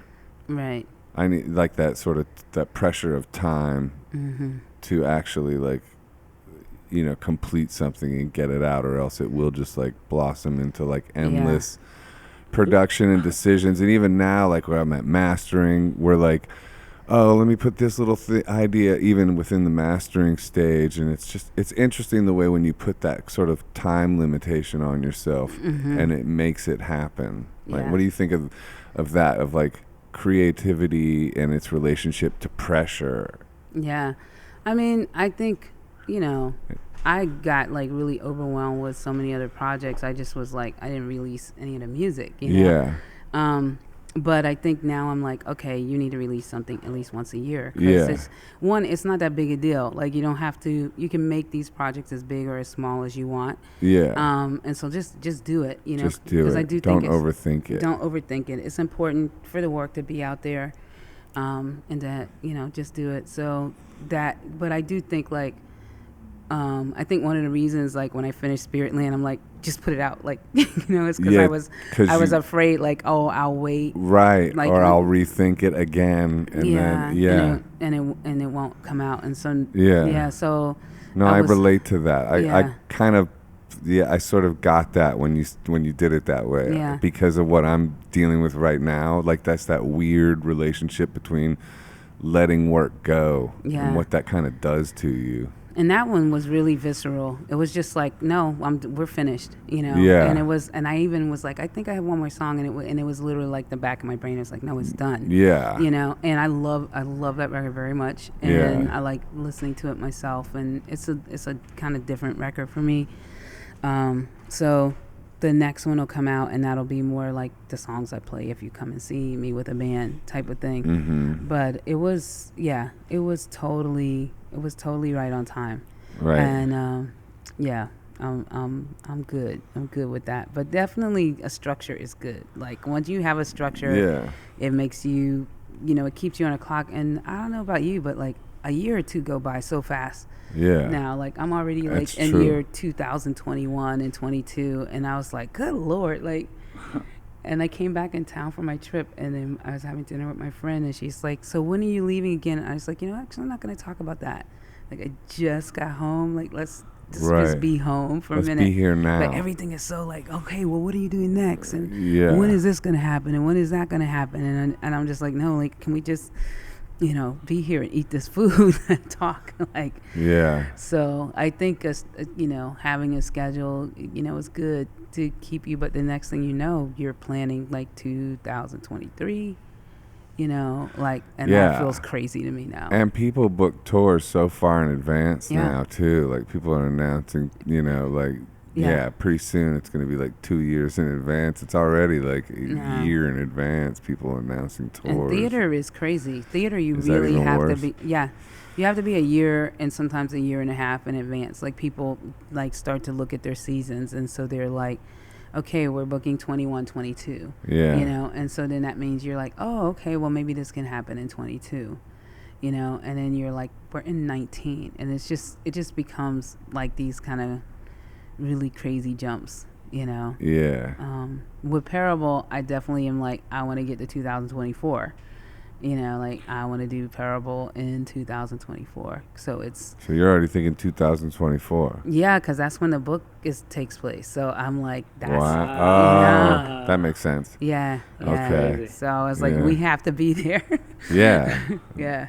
Yeah, that'll be on Broadway. I don't know. We'll see. Yeah, I have that question in the back of my head. Some plays that debut at the public usually do it for a period of time with a goal to get to Broadway. Like, let's say Passing Strange, that Stu did. Your goal when you set out to do this thing was just to do it, or was there something in your mind where like this needs to make it to Broadway? Yeah, well, we didn't get that track with the public. So what we did is Under the Radar, which is like a small, you know, like kind of 2-week festival that they, you know, brilliant festival, and the workshop version of Parable debuted during that festival in 2015, and there was a lot of people at the public that wanted it to come back into 2018 we came back, or January 2018, and I think and that was cool, but I think Parable actually as a piece is a little bit too big for that festival, because that festival it really is a festival, so there's like 2 or 3 shows in all the theaters running simultaneously, and so it's not a lot of tech time. It's like, you know, it needs the attention. It needs the attention. So we did that. It sold out really fast, and then the public had an option, you know, on a piece which they didn't pick up right away. But a lot of people at the public really invested in the work, and they continue to be a really great support to us. And we'll do a run in New York at some point, and we'll see where we do it. Kind of everybody, you know, my goal for this piece is really to do the path work and the performances. You know, because I think that's the mission of that book, and I think that's the awakening. And awakening isn't, let's see how close we can get to the destructive places that are in this. The awakening is, let's not let these destructive places happen. Like, these are horrible places, and we don't need to do that. So let's do something else. Let's shock ourselves and actually do something else. Yeah. And let's shift before the trauma. Let's just shift before the trauma. Like, we can imagine the trauma and shift. Like, you know, so that's the question. That's the question. Can humans do that? I don't know. Catastrophe needs to happen for change to happen. It's well, change happens all the time. But I think what you're saying is like, implemented. Change happens all the time. You know, so almost all great movements happen. They're not like, boom, all of a sudden here's a movement. They are like a steady path towards a systemic change, you know. But there's catastrophic events that you can point to, and then you can say this was the answer to that particular thing. But humans really do play this game where they're like, I need to feel the worst pain, and then I can be a good person. And it's like, by the time you are there, you're in a very desperate situation already. Yeah. So you want to be steady in your life. You don't want that people think, well, because of Trump, like, now people are coming together, and I'm like, are you all crazy? Like, do you realize how many people are dying, and how many, you know, like, no, we can't operate off that. Cannot be your incentive for change. And so, like, there's other ways to have incentive. You know, there's a great professor at University of North Carolina, Todd Bender, and he talks about, I made little movies about like a lot of the faculty, and in he just talks about like going to visit a friend somewhere, and the friend's recycling, and he's like, my friend recycled so cool. Like he had the bottles separated by color, and he had, he had like this, and it was so clean, and it was amazing. And he's like, gosh, man, you are really good at this. And his friend's kind of like, what? He's like, this recycling thing. He's like, you're like the best recycler I ever saw. And he was like, don't you guys do this? Like, he's like, we all do this. This is normal for us. And like his whole town does it. And, Todd's like, we would never do that. Like, he just is hysterical. But he's like, we just want like 6 inches in front of our face. And then we just want to like kind of reference around the issue. And then the film goes to like, a typical like garbage can on the street that's overflowing, and that people just start dropping their garbage around the garbage can because there's no room. And he's like, and our culture is incentive based, and so we need incentives to do something that actually we need to do because we actually need to live and exist. And so, there's simple examples of this with like the plastic water bottles, and like everybody agrees it's terrible to suffocate the ocean. Everybody agrees it's terrible to make, to have all of the sea life, ocean life start to now be made of plastic. Everybody agrees our food shouldn't be made of plastic, but we still we haven't divested from that system. We haven't forced our corporations that, do bottled water to leave that. But that's our job. That's not nobody else's job. It's ours, right? They already told us they don't give a fuck. So it's our job to be like, we're not going to use these products. Like you are, I am.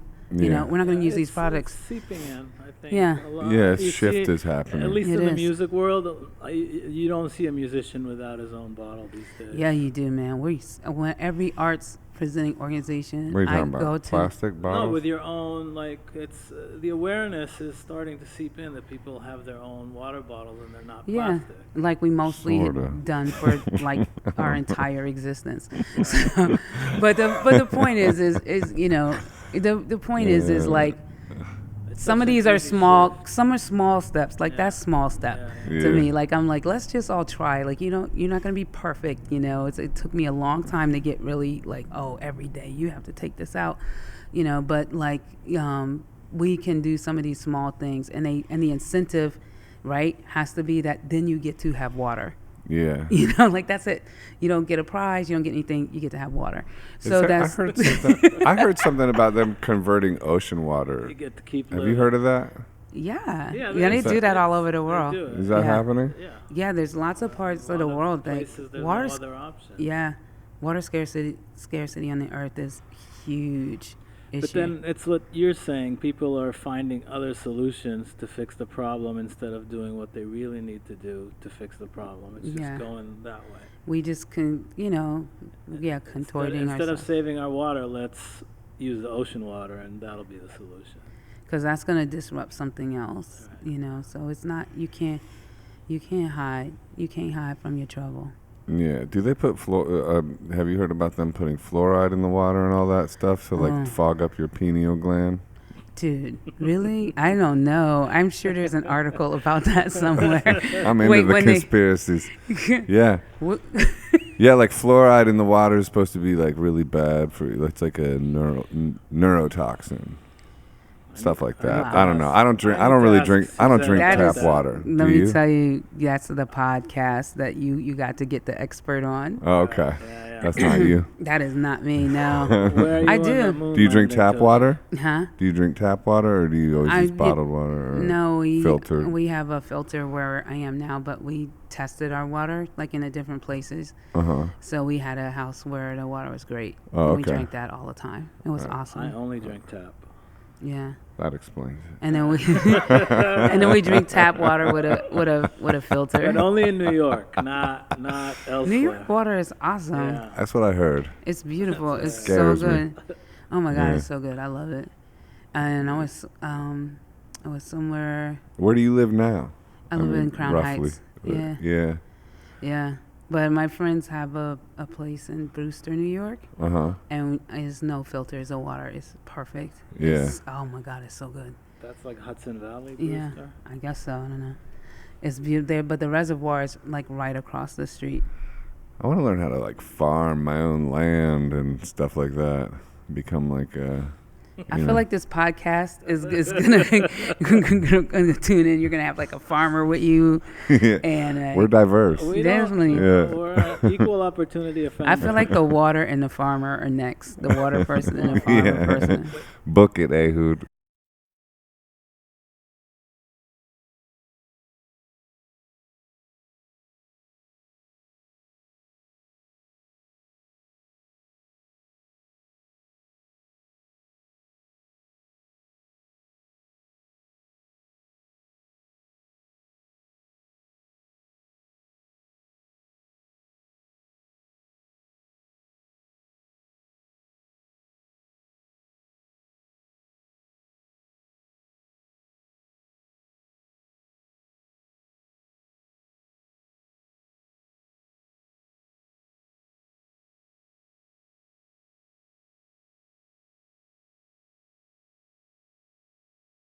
I'm curious about your T-shirt. Oh. I like that. It's like a broken chain link. Is that right? What's that symbol? That's from there's this you know Brian Stevenson. He's like a great attorney, and he made this museum in Alabama, and the museum is has a really big I wouldn't call it. It has an art installation based on the amount of lynchings that happen in this country. Wow. It's a very powerful place, and he so you can go there and you can learn about that, and you can feel what that is. And I didn't get to go when they opened it. I was supposed to be there and had to do something else, and so my friend Jackie went, and she brought me back a T-shirt. That's nice. Yeah. Yeah. Yeah. No, Brian's amazing. He's an amazing man. That's awesome. Yeah, he has. What's that show called? Do you know? It's not a show; it's a museum. Oh, okay. Yeah. But there's a show based on the lynchings, or is that it's always just that museum is always based on that? No, it has. It's like a piece. Oh, like an art exhibit. It's like an art. Yeah, it's like a Oh, within it's permanent installation, or yeah, it's. Let me see. It's really. I haven't seen it yet, so I can't really tell you what I would feel seeing. The first time I ever saw Basquiat's work was in Alabama, actually at a museum in Alabama. My friend brought me there, and it was like, "Want to go to this museum?" And I was like, "Girl, I had a crush on." We were in Atlanta. What were you doing in Alabama? I was in Atlanta, Oh. and so Alabama was just a few hours away, and I was like, going to a museum, just seemed like that. So, yeah. That boring. But then when we walked in, it was like a Basquiat show, and it was just like it blew my mind. It made me want to be a painter. This is the Legacy Museum, from enslavement to mass incarceration. The Legacy Museum. Yeah. And what's the curator's name? He's not the curator. He made the whole museum. Oh, okay. Brian Stevenson. Brian Stevenson. Yeah. Okay. A lynching memorial is open. But you can just look him up and you'll see. Brian Stevenson. Okay. So many amazing things. Cool. Yeah. I got to get down there. Where in Alabama is that? I don't want to say the wrong thing. Sorry, I'm making you Google. Yeah, you're making me, because I want people to go to the right places. Yeah. Do you all have like a website for this? This podcast? Yeah. No. No, but we're on Patreon. Wait. But support us on Patreon. Well, actually, Montgomery. Montgomery, Yeah. Montgomery, Alabama. Okay, Brian Stevenson. And name it. What's the name of it again? Sorry. So his organization is called EJI. Okay. And it's the Legacy Museum. Legacy Museum, in Montgomery, Alabama. Cool. What's next for Toshi Reagon? Theater, because these Parable will be in someplace in March. We already started. So we just came back from Wyoming from Ucross, Wyoming, which has a population of 25. And did they all come to the show? We didn't do a show. We had a residency to do some. You doubled the town's population. We didn't even double it Tripled because it. we had like 9 people. Yeah, but it was really crazy. It's so rural. Like your cell service didn't really work, and your Wi-Fi didn't work. No 5G. No. It was like my phone was like 3G maybe. Went back to 3G. It was just like, Dial-up. people were sending me, they were like, can you approve these videos? And I was like, no, I can't. Like they wouldn't download. You couldn't, all of us were like, I was like, I'm going to put everything in a Dropbox. And then when I get there, nothing. It was so humbling to realize like how far we had gone towards the cloud technology. I was like, let me get my stuff off of here. Off the cloud? Yeah, it's like, I have it backed up and backed up and backed up. And then I'm like, no, you just need like to revert back to carrying something with you that can just, like print some shit out and take it with you. Yeah. It was so crazy. We never could get the latest script of the show. Right. So I had some old ass script from the show on my computer, and so we just used that. It was hysterical, but it was beautiful. It was so beautiful, and it's such a great place. You can't do anything but be together and work, and we had a really good crew, and they were really nice there. So, but it was weird. It was just so rural, and it was like you didn't see anybody. If you saw 3 cars, you were like, "Oh, it was a traffic jam." Yeah, and there was no store. Right, you're 16 miles to the nearest store, so you had to really think about like, oh, what did you want there? They had these 2 great chefs from Vermont who cook for us, and yeah. Why'd you guys go out there? We got offered the space, like we, it's a 2-week. We were there for 2 weeks, and it was like a great way to just focus. Workshop. It was nothing else happening. Yeah. They had rodeo, and every once in a while somebody was like, yo, we should try to go to rodeo. And I was like, okay.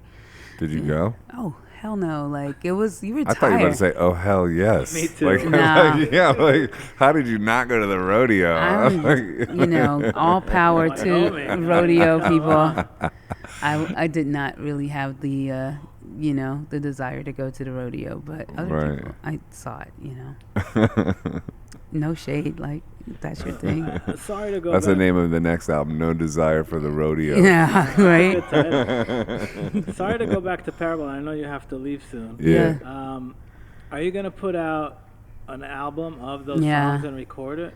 Yeah, we already been recording, Okay, so, great, yeah, we're deciding between the end of this year that would be a good way to get it out there. Yeah. Because it's hard to schedule somebody to go see it. Like somebody in New York that Yeah. wants to either hear it or see it has Yeah. to fly somewhere. Yeah, and people fly from everywhere. When we opened it in North Carolina, people flew from all over. When we did it in St. Paul, people flew from all over. New York sold out too fast, but then we did it in Connecticut, and people came from the whole area. And we think when we do it in Boston, I already know people from New York who are like, I'm ready to buy my tickets. So it's, it's like I said, it's a meeting ground. It's Octavia's work is so important to people, and how it's treated and stuff. People are very protective of it, So yeah, people do come and check us out, and tell us what they think. So mostly good. So I'm glad about that. Cool. Well, thank you for coming on the podcast. Thank you for having me. Good luck with this. Thank you. Maybe Vernon, are you listening? Come on, Vernon. They really want you over here, bro. Oh man, we love Vernon. Vernon is everything. Put in a good word for us. Yeah. Vernon is everything. Yeah. Yeah. Peace. Thanks. Peace. Thank you, guys. Thank you.